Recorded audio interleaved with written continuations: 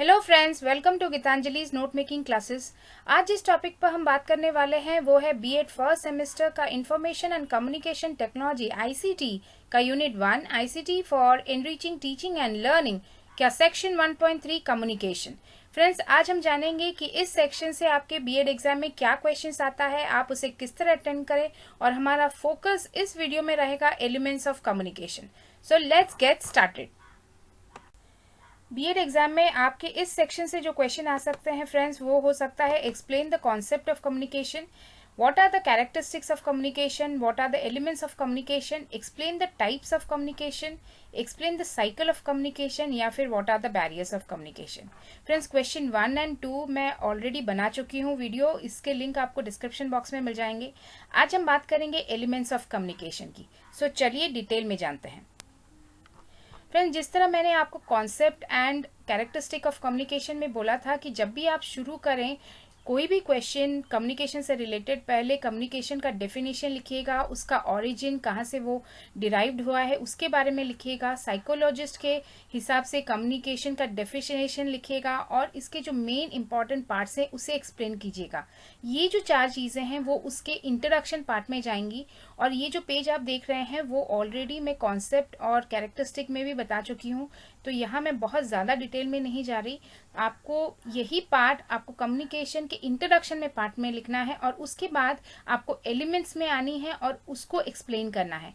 तो आप इंट्रोडक्शन में लिखिएगा, communication is a process to share, transmit, impart information और आइडियाज।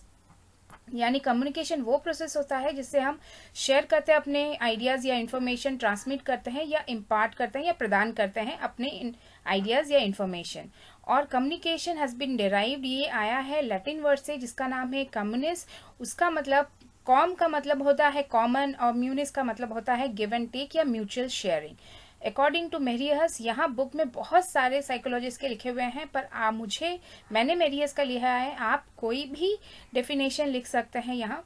तो उनके हिसाब से communication is a process of mutual exchange of thoughts, ideas, facts and emotions. तो मेरियस के हिसाब से कम्युनिकेशन वो एक्सचेंज होता है जिसमें आइडियाज, फैक्ट्स और इमोशंस शेयर की जाती हैं।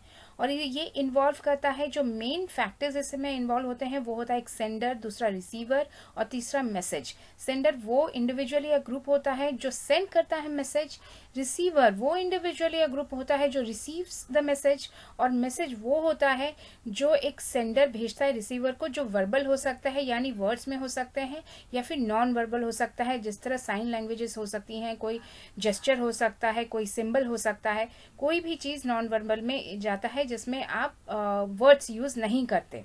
और टीचिंग में ये दोनों ही चीज़ें इक्वली इन्फ्लुएंशियल होती हैं। एलिमेंट्स ऑफ कम्युनिकेशन में फ्रेंड्स आप लिखिएगा, to understand the communication process better we can break it down into series of 10 essential elements. यानी कम्युनिकेशन को हम 10 एसेंशियल एलिमेंट्स में बांट सकते हैं पूरे प्रोसेस को समझने के लिए। यहाँ मैंने एक डायग्राम दिया है, ये डायग्राम आप एग्जाम में ड्रॉ कर सकते हैं। पहला वाला जो जाएगा पॉइंट, पहला एलिमेंट वो है कम्युनिकेशन कॉन्टेक्स्ट, यानी वो psychological environment, physical environment, social environment, कहाँ कम्युनिकेशन हो रहा है वो एनवायरनमेंट, उसे कहा जाता है कम्युनिकेशन कॉन्टेक्स्ट। सेंडर होता है सेकंड पॉइंट, वो इंडिविजुअल या ग्रुप जो मैसेज सेंड करता है। थर्ड होता है जिस तरीके से मैसेज सेंड किया जा रहा है, यानी हिंदी में बोला जा रहा है, लिख के बोला जा रहा है, कोई पिक्चर से बोला जा रहा है, उसे बोलेंगे एनकोडिंग।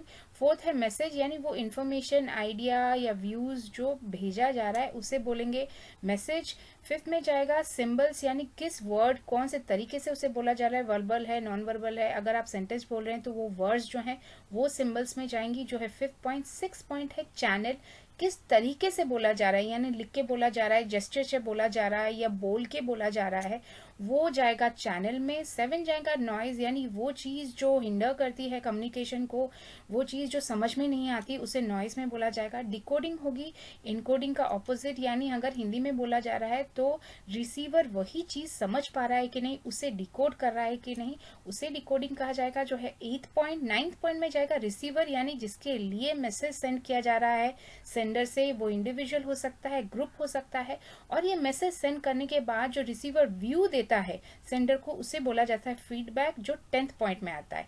तो फ्रेंड्स, ये डायग्राम करने के बाद आप ईच एक पॉइंट को एक्सप्लेन कीजिएगा डिटेल में अपने एग्जाम में। फर्स्ट कम्युनिकेशन कॉन्टेक्स्ट में लिखिएगा कि it is the environment in which communication occurs, यानी ये वो एनवायरनमेंट होता है जहाँ कम्युनिकेशन होता है। और किस तरह का एनवायरनमेंट, ये फिजिकल एनवायरनमेंट हो सकता है, सोशल एनवायरनमेंट हो सकता है, साइकोलॉजिकल एनवायरनमेंट हो सकता है, टेम्पोरल एनवायरनमेंट भी हो सकता है। यानी फ्रेंड्स, जो हम हिंदी में बोलते हैं स्थान, काल और पात्र, जब बातें किया जा रहा है, कम्युनिकेट किया जा रहा है, तो स्थान, काल और पात्र का ध्यान रखा जाता है। तो ये वही चीज़ है कि किस एनवायरनमेंट में हो रहा है, क्लास में हो रहा है, हाउस में हो रही है। सोशल एनवायरनमेंट यानी किससे बातें की जा रही है, टीचर से बातें कर रहा है, एक बच्चा स्टूडेंट टीचर से कर रहा है या अपने पेरेंट्स से कर रहा है, so relationship between teacher and student जाएगा इसमें। साइकोलॉजिकल एनवायरनमेंट यानी स्टेट ऑफ साइकोलॉजी, यहाँ सेंडर की क्या है, रिसीवर की क्या है। जिस तरह की एक फॉर्मल जो बोलेंगे डिस्कशन या कम्युनिकेशन होता है इंटरव्यूज़ में, उसका साइकोलॉजिकल एनवायरनमेंट अलग होता है, और एक इनफॉर्मल चैट जब आप करते हैं फ्रेंड्स के साथ, वो साइकोलॉजिकल एनवायरनमेंट अलग होता है। और टेम्पोरल यानी किस वक्त किया जा रहा है, किस टाइम पीरियड में किया जा रहा है, कितने वक्त के किया जा रहा है, ये सारी चीज़ें कंप्लीट एनवायरनमेंट में जाएंगी और उसे कहा जाता है कम्युनिकेशन कॉन्टेक्स्ट। इसके बाद आएगा सेंडर, सेकंड पॉइंट में, जो सोर्स भी हो सकता है।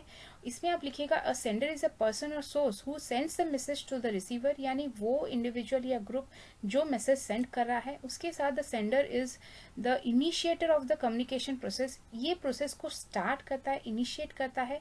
और सेंडर और सोर्स यूजेस सिंबल्स, वर्ड्स और ग्राफिक्स और visual aids to convey the message and produce the required response, यानी जो चीज़ कम्युनिकेट करने की कोशिश की जा रही है उसका एक रिस्पॉन्स के लिए किया जाता है।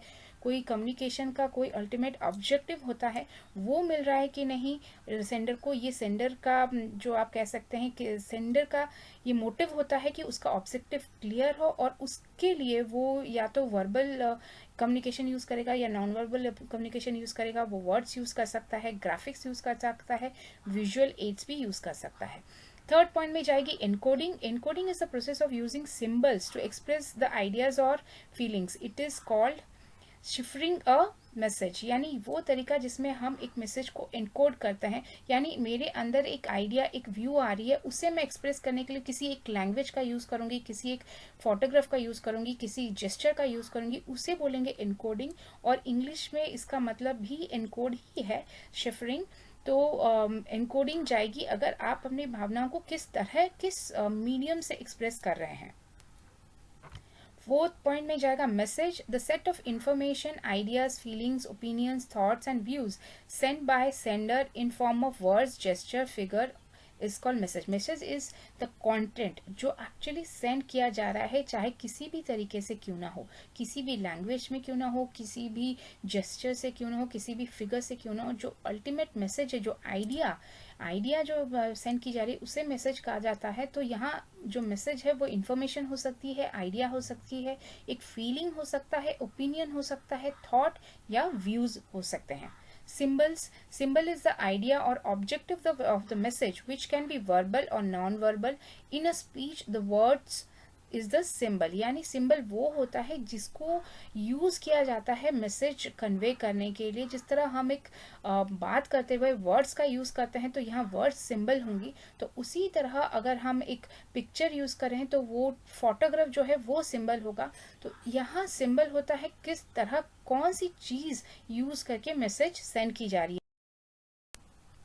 सिक्स पॉइंट में जाएगी चैनल। चैनल यानी वो मीडियम जिसमें इंफॉर्मेशन दिया जा रहा है, यानी कम्युनिकेशन हो रहा है। It is the medium use to transmit the signal from sender to receiver. और ये जो चैनल्स हैं वो हैं, इट इंक्लूड्स विजुअल चैनल यानी साइट, ऑडिटरी यानी हियरिंग, टैक्टाइल यानी टच, गैस्ट्रोलरी यानी टेस्ट एंड ऑल्फैक्टरी यानी स्मेल। यानी ये पांचों जो हमारे सेंसरी ऑर्गन्स हैं, सेंस हैं, यही हमारे चैनल हैं ऑफ कम्युनिकेशन।